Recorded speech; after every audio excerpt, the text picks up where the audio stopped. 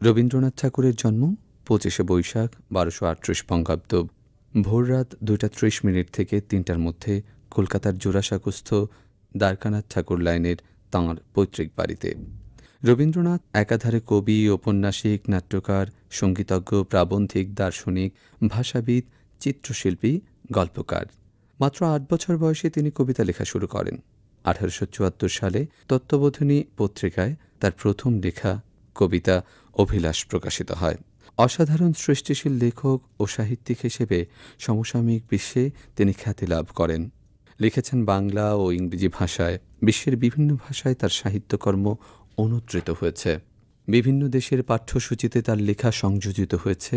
১৮৭৮ সালে তার প্রথম কাব্যগ্রন্থ কবি কাহিনী প্রকাশিত হয়। এই সময় থেকেই কবি বিভিন্ন ঘরানার লেখা দেশ বিদেশের পত্রপত্রিকায় প্রকাশ পেতে থাকে।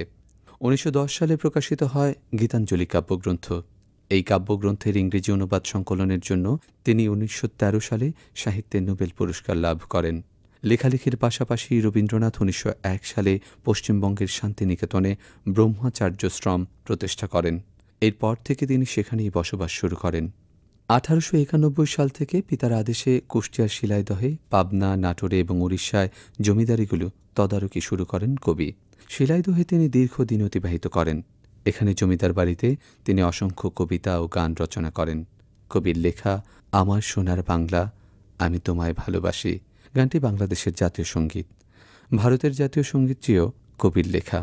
জীবদ্দশায় কবিগুরুর প্রকাশিত মৌলিক কবিতা গ্রন্থ ৫২টি, উপন্যাস ১৩, ছোট গল্পের বই ৯৫টি, প্রবন্ধ ও গদ্য গ্রন্থ ৩৬টি, নাটকের বই ৩৮টি।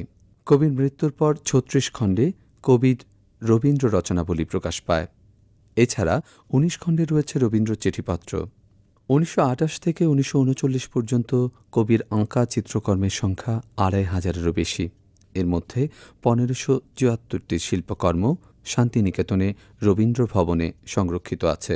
কবির প্রথম চিত্র প্রদর্শনী হয় দক্ষিণ ফ্রান্সের শিল্পীদের উদ্যোগে ১৯২৬ সালে প্যারিসের পিগাল আর্ট গ্যালারিতে। ২২শে শ্রাবণ ১৩৪৮ বঙ্গাব্দে দুপুর ১২টার কিছু পরে কলকাতার জোড়াসাঁকোতেই তিনি ৮০ বছর ৩ মাস বয়সে শেষ নিঃশ্বাস ত্যাগ করেন।